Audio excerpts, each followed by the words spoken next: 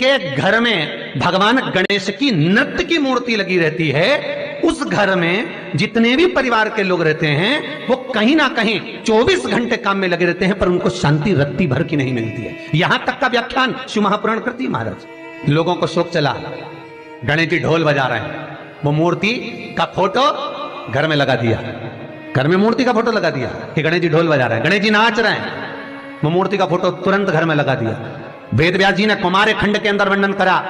यदि देवता की अपमानजनक मूर्ति या स्मरण पूजन का भाव अगर कहीं लगाया भी जाता है तो उस घर में शांति रत्ती भर की नहीं रहती है महाराज। यहां तक शिव महापुराण कहती है कि भगवान शंकर का शिवलिंग आप घर के अंदर रख सकते हो, भगवान शंकर का शिवलिंग घर में रखकर पूजन कर सकते हो, भगवान शंकर के शिवलिंग का आप स्मरण कर सकते हो, भगवान शंकर के शिवलिंग की आप पूजन कर सकते हो। पर शंकर, जब शिवपुराण खुद कह रही है कि शंकर का जो भौतिक स्वरूप है, शंकर का जो शारीरिक स्वरूप है, जैसे आप शिव महापुराण के पीछे जो बैनर देख रहे हो, इस बैनर में शंकर जी का जो स्वरूप दिखाया जा रहा है, ऐसी मूर्ति तप करने वाली, ऐसी मूर्ति आशीर्वाद देने वाली, ऐसी मूर्ति जो भगवान शंकर का मूल स्वरूप दर्शाती हो, ऐसी मूर्ति घर के अंदर नहीं रखी जाती। स्वयं शिव महापुराण करे,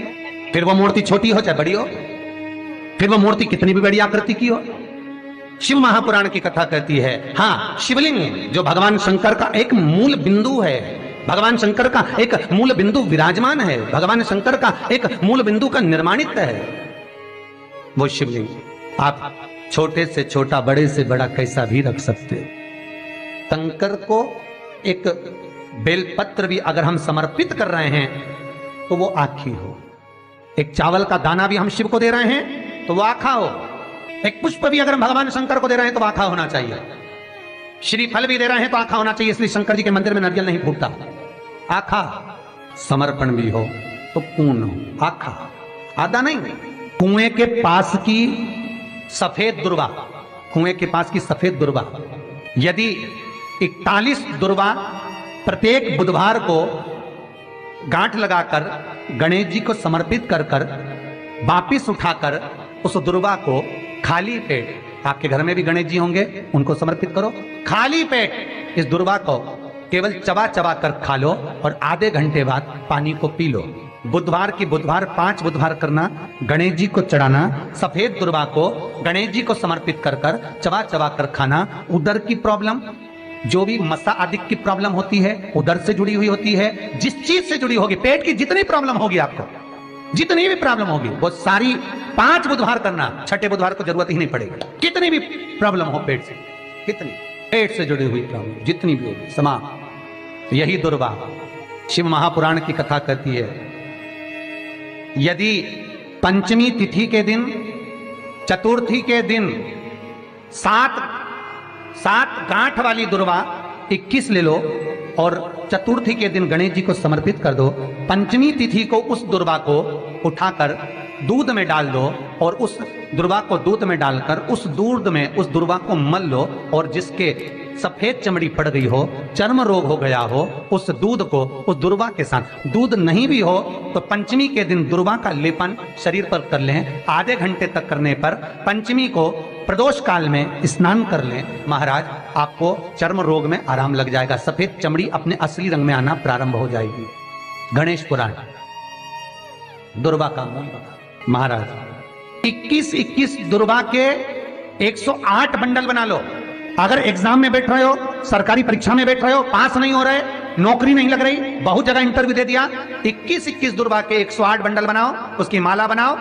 और देवी के मंदिर में, माता जगदम्बा के मंदिर में, अर्थात जहां शंकर पार्वती पूर्ण परिवार विराजमान हो, ऐसे देवी के मंदिर में गणेश जी के गले में वो माला अर्पण करिए है, अपना नाम बोलकर और जिस एग्जाम में बैठ रहे हैं उसका भाव वर्णन कर कर महाराज। और वहीं से एक पुष्प लेकर अपने कमरे में जहां पढ़ते हो,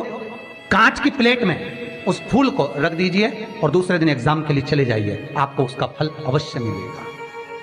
अवश्य मिलेगा, आप उसमें उत्तीर्ण होंगे, फल प्राप्त होगा। दुर्वा सुख का अनुभव करा देती,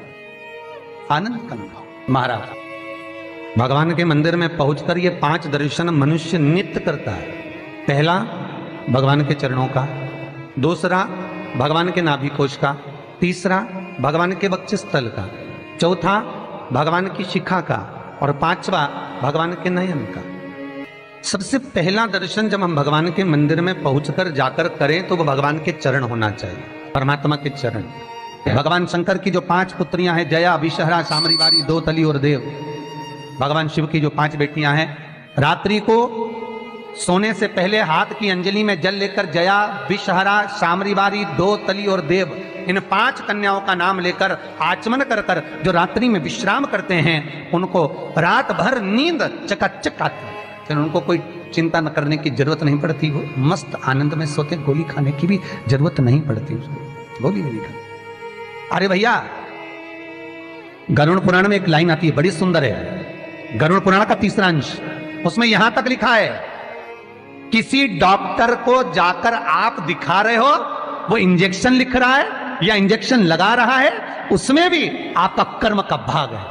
उसमें भी कर्म का भाग है। पूरा शहर छोड़कर इंदौर दिखाने जा रहे हो, पूरा शहर छोड़कर भोपाल, दिल्ली, मुंबई, अपना गांव, अपना नगर छोड़कर वहां के डॉक्टर के पास जा रहे हो, उस हॉस्पिटल में जा रहे हो। क्यों? पुराना है, चुकाना है, वहां तक लेकर जाएंगे, तुमको चुकाना पड़ेगा। मां जगतजननी जगदंबा पार्वती करे, ये पूर्व निश्चित है, पूर्व निश्चित। किस गांव में, किस नगर में, किस मोहल्ले में, किस जगह पर आपका जन्म हो रहा है और कहां जाकर आपको कमाना है, कहां जाकर आपको खाना है, कहां जाकर परिवार के साथ में रहना है, किस भूमि पर आपको भोग भोगना है, किस भूमि पर जाकर तुम्हारे प्राण छूटेंगे, यह तक निश्चित है। मृत्यु वहां तक ले जाएगी, जन्म के बाद वो वहां तक भूमि ले जाएगी। कोई तो इंडिया में पैदा हुआ, विदेश में रह रहा है, भारत की भूमि पर रहने के बाद में विदेश में रह रहे हो, विदेश में कमा रहे हो, विदेश में खा रहे हो, वहां रह रहे हो, और कई विदेशी आकर यहां रह रहे हैं। क्यों? क्योंकि वहां का लिखा है अन्नदाना पानी, निश्चित है वहां मिलेगा। ये परिवार जो मिला है, ये कुटुंब जो मिला है, ये कबीला जो मिला है, ये माता पिता जो मिले हैं, ये भाई बंधु जो मिले हैं, ये सखा जो मिले हैं, ये पूर्व के निश्चित हैं। किसी का भोग कर कर तुम आ गए हो, वो तुमको मिल गया, उसको चुकाना है, किसी का कुछ ले लिया, उसको चुकाना है, ये कर्म के अनुसार चुकाने के लिए